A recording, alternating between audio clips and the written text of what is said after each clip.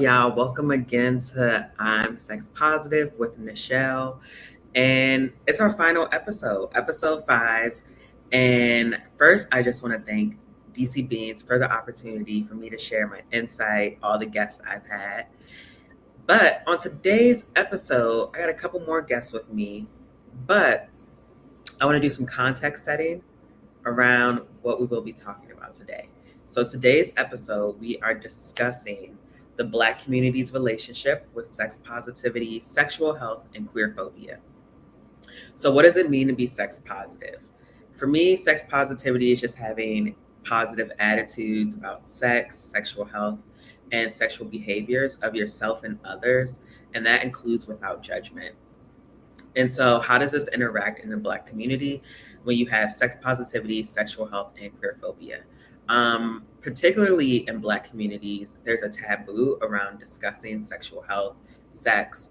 And I would say, particularly amongst Black cis straight men, discussing these things and then not be covered in jokes or queer phobia or, the old age patriarchy.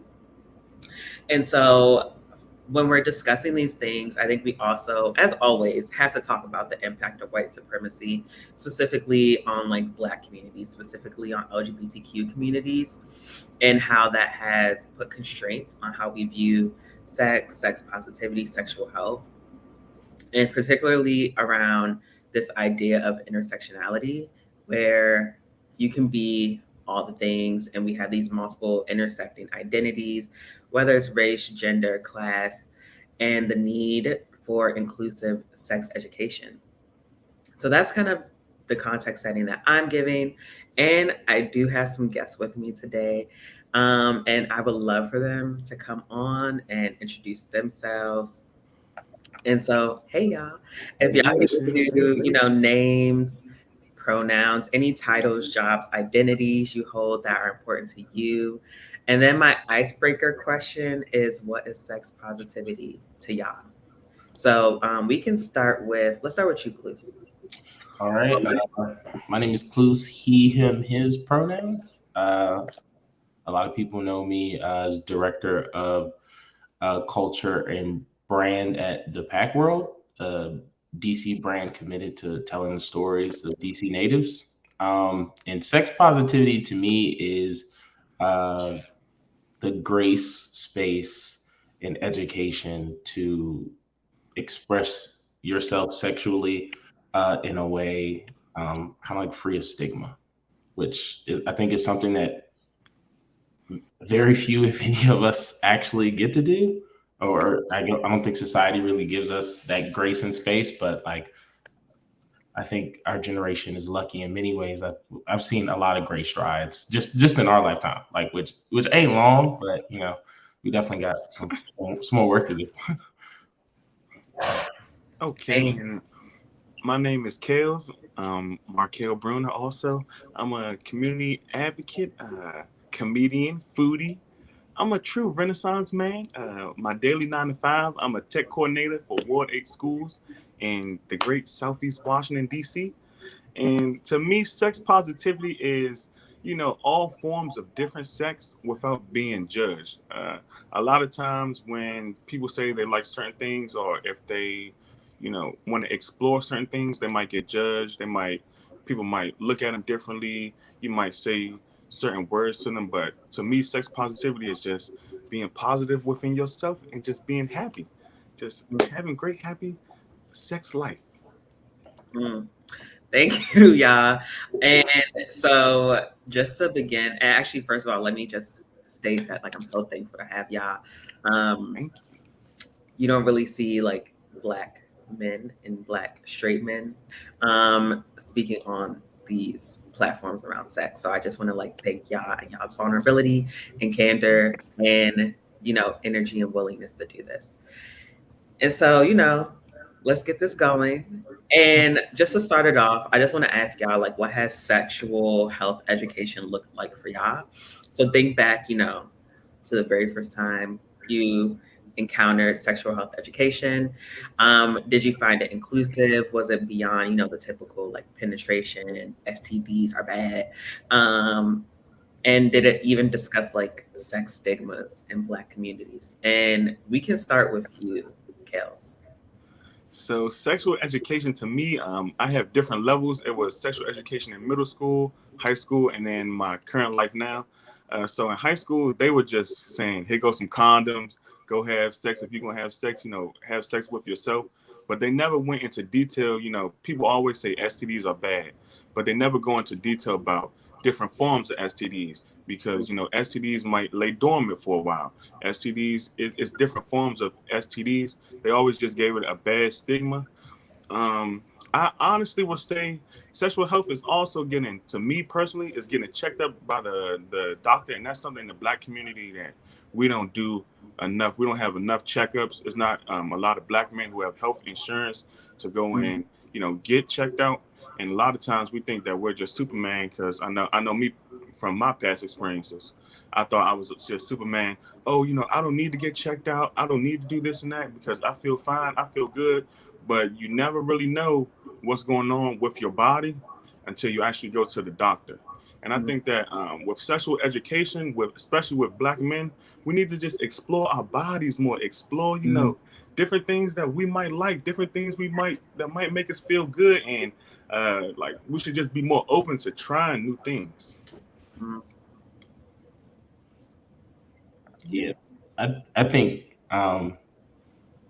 in terms of, and I'm full disclosure, I went to school in Nichelle, so Nichelle knows how the just complete lack thereof, really, in terms of decent, or I don't even want to say decent, like adequate sex education we received, especially considering like what we have access to now as adults, and just in terms of like the broader SRH community and all of that. So definitely didn't receive that, but I feel like that kind of speaks to a more like a broader conversation about like the Black community and how we don't talk about sex. The Black community has this, and this is just my opinion. So if you guys feel differently, please feel free to interject.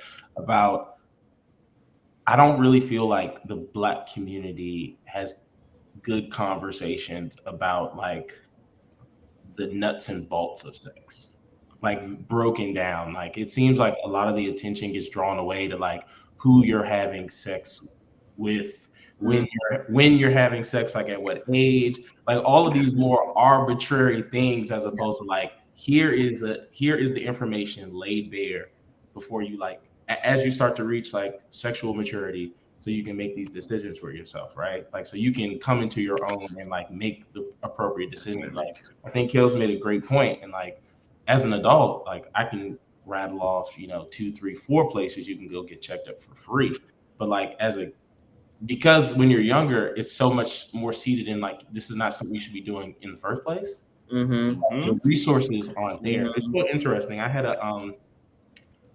like multiple people I know who aren't from this area initially, but came, moved to this area in middle school or high school, always had like really good experiences, specifically with like Black women in DC, talking about like how sex positive and empowered they were, and like just how greatly that differed from their experiences in other cities. And I think a lot of that was because of like free resources for, teenagers to get checked. I would plug the organization if I had the name at top of mind, but I know when you got tested, and this would be around Easter Market, like you get a Chipotle gift card, like just community systems that are encouraging positive behavior around sex, right? And when I say positive, I'm not like painting a narrative about like what is like good sexual behavior in terms of like, cis hetero behavior or anything like that, but like actual healthy, like in terms of your body, healthy behaviors in sex that we all need to carry for the rest of our lives. I mean, I think, you even look at, Kellz brought up STD rates. You look at STD rates, they're really high for teenagers, but then also really high for like retirees. Like this is not like a thing we should just want to do now. These are lifelong skills we need. building and talking about, but like because that dialogue isn't there, specific, like especially in the Black community, like it's important that we like talk about it and cultivate these like behaviors. I think. Oh my God, Jai, you gave a whole word. Oh my God. Okay, I'm about to go on mute at one point because I'm just like, y'all both talked about like getting checked in DC. And so I talked about this in my last episode, but I do want folks to know that there is a source offered by DCBeings, and the link is below. And it is at-home testing, and it's free. And I've done it multiple times. And you literally just like fill out a form online. They send you a full STD screening to your house. You do have to prick your blood. You do have to, me having a vagina, I did have to stick a swab in my vagina. But very easy, super quick. It took me like less than 5 minutes, and I sent it in, and I got my results back like within a week. So if you want to do like confidential at-home testing, you can definitely do that with Get Checked DC, and that information will be below. And so I love everything that y'all were saying, and y'all know I talk a lot about my experience with Black men and having to do a lot of heavy lifting as far as like sexual experiences, and even talking to them about their own sexual health. But my question for y'all is like, what role do y'all see in like reducing that stigmatization and educating, and also just like reducing queer phobia in Black communities? Kellz, I know you talked about like you're not really given that space to talk about what you like sexually and exploring that. I think a lot of that is connected to queer phobia. So what role do y'all see yourselves playing? And Kluse, I know you just finished, but I want to like start with you. Oh man. I think and that was a long question. So I want to touch on your first point first. So what was the first part of your question? I'm sorry. The first point is, what role do y'all see yourselves? I guess in short, the question is, what role do y'all see yourselves playing in like destigmatizing like the issues of sex, sexual health, and queer phobia in the Black community? I think actually, like you started with me, but I think Kellz teed this up perfectly in his last answer. And of course, for me personally, I'm a very big community person. So like the first thing I go to is like, the Black men's partners at the highest rates are Black women, right? So I'm always thinking about like, and you just said you oftentimes have to do a lot of heavy lifting. And of course that's because of like the patriarchy, like the workload disproportionately shifts back to you on issues relating to us, unfortunately. And so the first thing I'm thinking about is like, we have a responsibility to do our part, you know what I'm saying, in protecting like our greater community of Black women. Like that's us taking on more work is the only way to kind of like start to shift like this systemic inequity. So that's my first one. But I think more like also equally important, Kellz touched on, is just like, I think sometimes in the Black community, like Black men, because we don't feel empowered to like really like go out and figure out what we like and experience that. Like, I don't know how much we're inherently taught to value ourselves as sexual beings. If you don't value yourself, like, you know what I mean? It's relatively easy to just be out here doing whatever because like I'm, you know what I mean? Like I'm a seek and destroy missile. Like I don't fucking, excuse my language, I don't matter in that kind of way.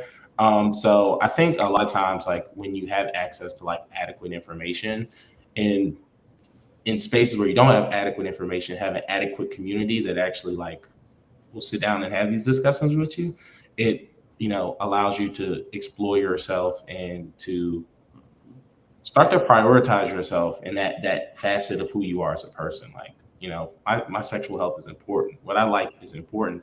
Like knowing that and being true to that is important to me being a happy, healthy human being.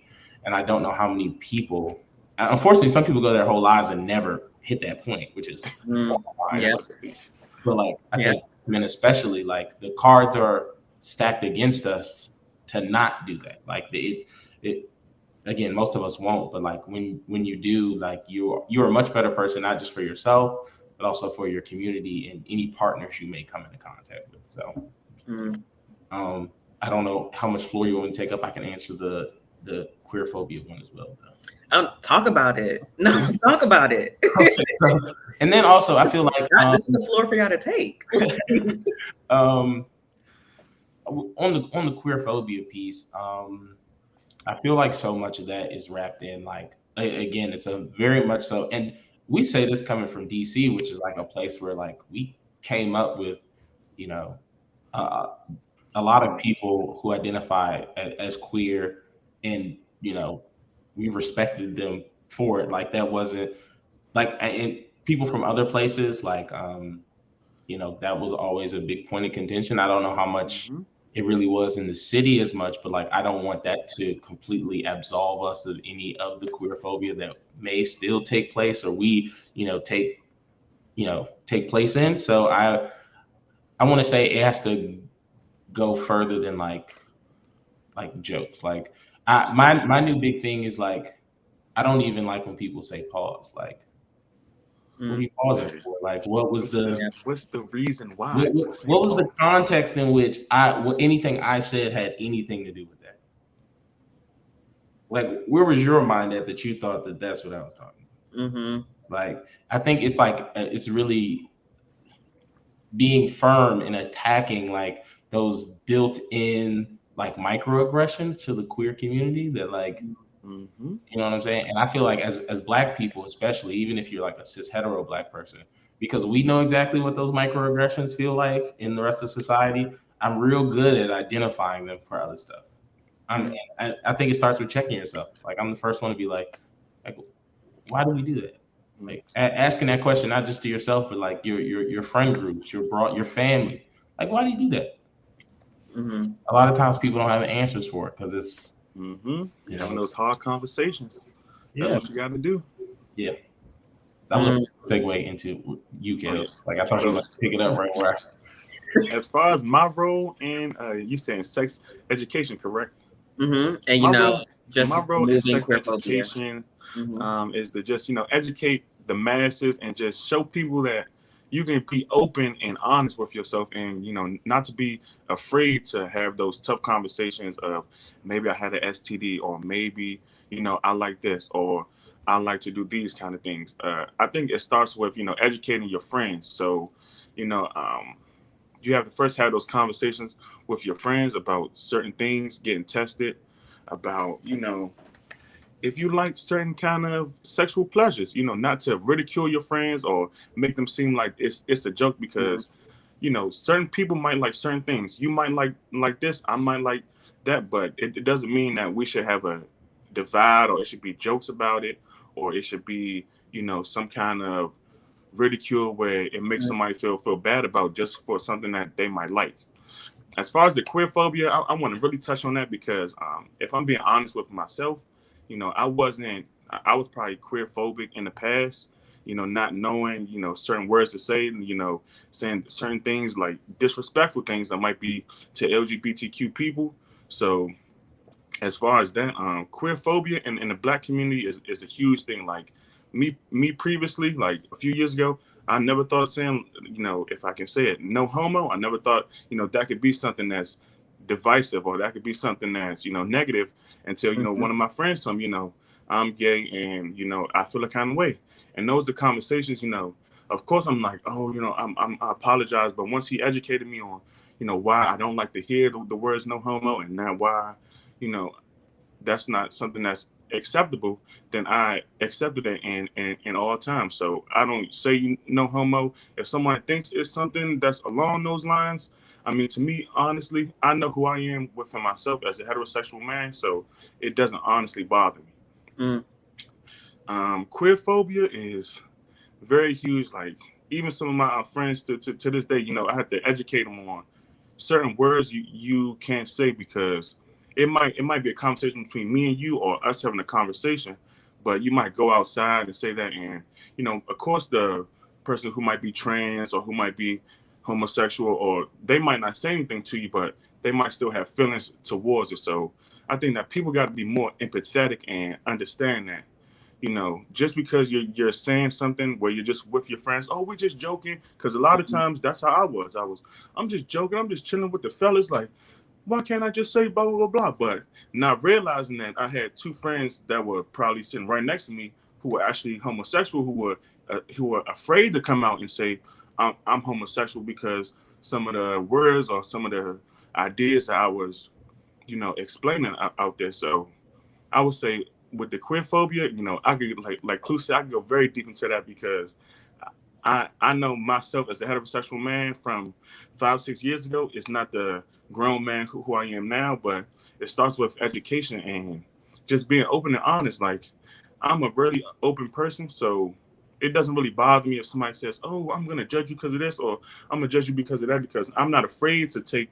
I can take the bullets as long as it'll let other men say, look, Markel, he's this kind of guy, and he's able to open up and talk about his sexual Mhm. health. He's able to open up and talk about what happened with him and things of that nature. And if I can start that conversation, then one man might say, you know what?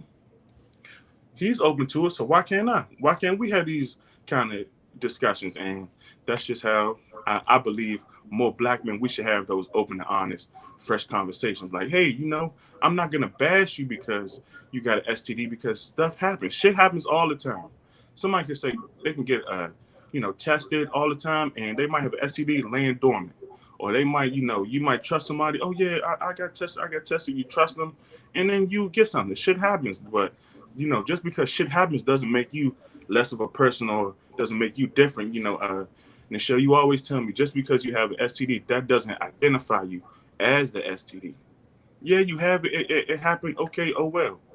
But I still see the person you are. I still see the person, the kind of heart you have as a human being. So we got to stop thinking, oh, you got STD, you burning, you're dirty. No, it could have been a one-time thing where they were a virgin, or they just thought they could trust this person. The person could have been doing wrong or not even getting tested. And like I said, shit happens. Mm. Yeah. You've given me so much. I also just want to say on the queer phobia piece, as someone who's queer, that's very public information. Y'all know this about me. Queer phobia also exists amongst LGBTQ folks. So like, but we're not gonna talk about that. That's a whole other conversation. And I think, I don't want to like just put the onus on like, yes, it only exists, like black, like straight men are perpetuated to queer phobia. It's like, no, queer phobia exists in the LGBTQ community. And when you really think about it, it's really just it's just under the big umbrella that is white supremacy and a way to divide us and a way for us to, like argue about these things. We see it on Twitter all the time. We see on the news all the time, all this like discourse that is just really just meant to divide us. When, as y'all like so eloquently, beautifully put, that like we just really need to just be talking to each other and being in community and being empathetic. And so, yep. So I also this is my last question, y'all. And I just really want for y'all, because I think this is also a huge discussion that's coming up. And it's around mental health. And so I want to ask y'all, like, have y'all seen any connections either like in your friend group, in conversations you've been in, even like within yourself, around a connection between sexual health and mental health? And Kellz, we can start with you this time. So mental health and sexual health to me go hand in hand. I'm gonna just tell my personal story. Personally, like I said, I don't mind taking the bullets. I've had STDs before, and it kind of sometimes puts you in a dark place. It sometimes makes you feel like different feelings might come across you, like basically a rain cloud is raining on your parade. But when you talk to somebody like a therapist, or not even just a therapist, it could be a friend, it could be someone who's non-judgmental, and you let some of those tears go, some of those emotions go, like that's what I think. And mental health is one of the black man's, like, we need to go talk to therapists, we need to go talk to people about our emotions. I was one of the people who kept my emotions bottled up, kept it inside, and just exploding. But as you get older, you can't just, always, all right, I'm gonna push this to the side. I'm gonna push that to the side because you're gonna push so much stuff to the side, and then the side gonna start closing in on you, and all that stuff starts closing in, and it just really messes with your mind and your whole mental state. So sexual health and mental health go so hand in hand because a lot of times when you get an STD or if you have an experience or something like that, you want to keep it to yourself because that's what your mind is telling you. No one wants to hear about, oh, I got this, oh, I got that, because you don't want people to say, oh, can I eat after you? Can I do? Because people are not educated on sexual health enough to know, oh, I might have syphilis, I might have chlamydia, but that's not going to stop you from smoking with me. That's not going to stop you from eating with me. Like that's something that's so important, and I didn't realize how important it was until I started seeing a therapist until I started talking to my sister about different sexual things that have happened and occurred to me that it's like you're a person, Markel. You're a person, whoever you are out there. Like it happens, things happen. Don't let it destroy your day. Don't let it destroy your life and let it build up in you and just eat at you inside. You are a person. Like express those feelings, let them out, because just because these people might judge you, it's someone out there who will just be a listening ear. And one thing my sister always says to me is, do you want a listening ear or do you want advice? And that's very important because a lot of people, they want to just give you advice. Oh, you should have never did this. You should have wore a condom. You could have. Well, it's too late now. I have an STD. I have this or that. This is going on with my body. Can you just be a listening ear and just after that, if I want some advice, then okay. But mental health and sexual health, they need to intersect like this in the Black community. I like the innuendo there. That was fire. And if no one else did, I gotta. I think I don't. This kind of feels like it harkens all the way back to the beginning of the conversation, and I think both Nichelle and Kellz will can stamp this, which is like if you are like a fully realized sexual being, like positive sexual experiences are good for your mental health. Like they are very good for your mental health. Like, no, I'm not saying like that in lieu of like actually talking about your issues or anything like that. But those things are good for your mental health. And I think the fact that so many Black men have never really taken the time to like get to know themselves, get to know their bodies, figure out what they actually like. And again, they out here moving like these seek and destroy missiles instead. They're not actually having fulfilling sexual experiences. And as a result, like whatever you're looking for through that, you're not going to find it. Like that's not going to help anything. If anything, it'll probably be that behavior is harmful for all involved. So I think just like on a direct, sex to mental health pipeline kind of situation there, like that was one of my first thoughts. But then also, I think there's a lot of things that go into like being a sexual person or a person that is confident in their sexuality, and that looks different for everybody. That looks really different for everybody. Yeah. Like I think people, don't explore it sometimes because they feel like they don't fit the mold of what a sexual person is supposed to look like. Like whether you're queer or asexual or any of those things, like sexuality is still something that like I feel like humans inherently need to explore. And as you do that, like your mental health increases, your self-image increases, like your comfortability with your body increases. And I think there's a direct correlation between those things and actually being okay with your mental health. And of course, mental health exists on a spectrum. Like it's something that you have to upkeep. You can have good mental health like one day or bad mental health the next. Like it's not just like you got bad mental health. It don't work like that. You know what I'm saying?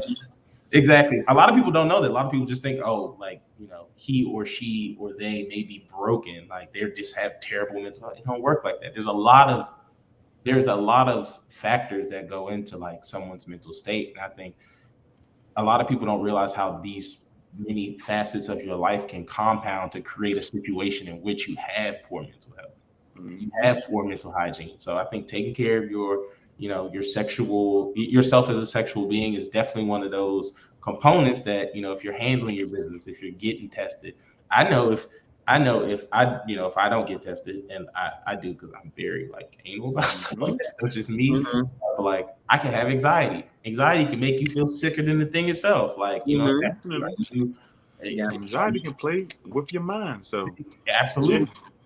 Like, are you working on your fitness? And I'm not saying like, you got to have a six pack, but like, when you move around, do you feel good? Like, these things matter. And like, when you're taking care of all of these things, it can really put you in a situation where, let's say something really bad happens in your life and it's affecting your mental health.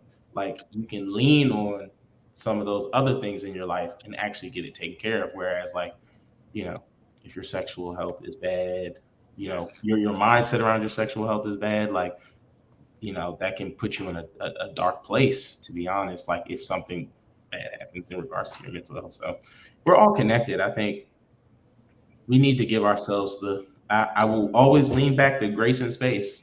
Society doesn't give it to us. Sometimes community won't give it to us. So it's really important we give it to ourselves so that we can actually, recognize and respect ourselves as like these multi-layered human beings that have a lot of like wants and needs. We're very needy, but just like making sure we're taking care of ourselves in a way that actually makes sense for us. It looks different for everyone. You really need to take the time to figure out what that looks like for you. And can I just piggyback off what he said? I think that unless your mental health is up to par, you should not be having sex, because when your mental health is bad, you make bad sexual decisions. I know this, firsthand from experience, that when your mental is not right, you make terrible decisions sexually. So make sure that your mind is right first, so then your body can perform that sexual things, and it's not playing with your head, like maybe because I've had moments where, do I actually need to have sex here, but because I'm feeling down, because I'm feeling depressed or something, I'm thinking, oh, sex is gonna make me feel happier, and then I have sex, and then it's like I'm still dealing with that. My car broke down, and I got a roof leak. So it's like, take care of your mental health first before even thinking about having sex or your sexual health, and then from there you'll be all good. Don't Those worry. problems gonna be there after the nut, bro. Exactly. They are. They always are. They always are. A wise woman once said, "I tried to sex it away." That's what Spock said, and it did not work. That whole song is about just trying to work and not focus on your mental health. But y'all have shared so much. I am so thankful. I'm actually like so appreciative. Like, this was the last discussion. I think this like ties together everything that I've been talking about over the past 4 videos around mental health, relationships, sexual health, being sexual beings. So I really do want to thank y'all for joining me for my final video. And I also want to thank y'all because, like I said, we don't see Black men having these discussions. And this is something that I've talked about even behind the scenes with DCBeings, around like getting like cis hetero men to join these discussions. And it's just like so hard because like so many like don't want to be vulnerable like on this public platform. And so many are just like, like I have these thoughts, but what if my friends see it? So I just want to like thank y'all for also just like being down and opening that conversation, because this is an opening, this is not something that's like closing the door. This is an opening to the conversation, and I'm super excited to like expand on these discussions and conversations in larger communities and with y'all. So thank you to y'all. Thank you to DCBeings for having me. It's been a great 5 months. I've loved it. And just as a reminder, DC residents, my final reminders, you can access free condoms at sexualbeing.org/get-condoms/free-condoms. And that link will be below. And as always, follow DCBeings on Facebook, Twitter, and Instagram at DCBeings to get all your fave sexual health content and be in the know on conversations like these. So thanks, y'all, and I'll see y'all next time. Thank you. Thank you.